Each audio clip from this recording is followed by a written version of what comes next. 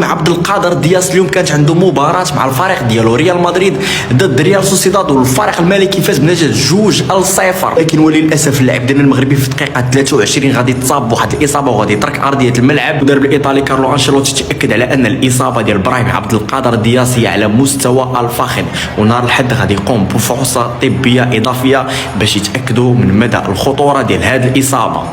تبارك الله ولدنا دار ماتش واعر رغم الخساره.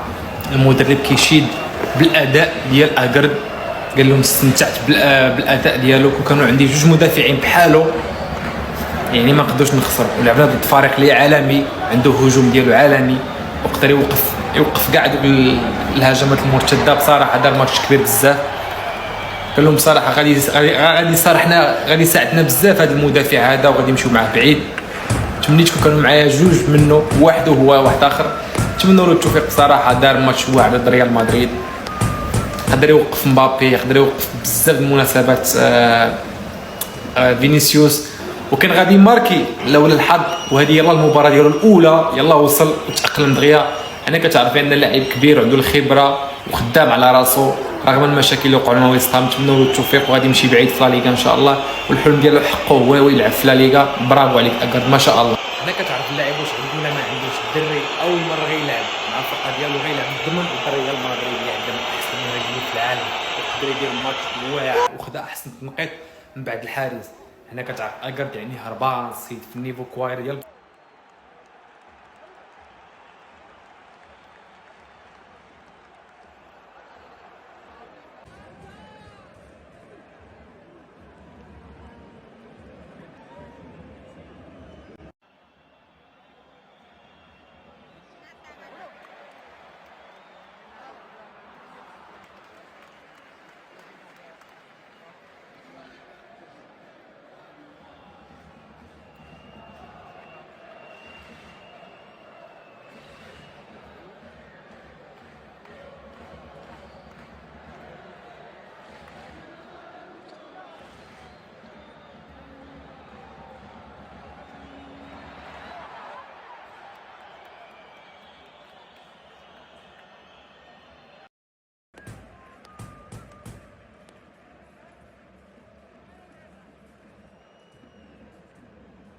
fuera, fuera, fuera.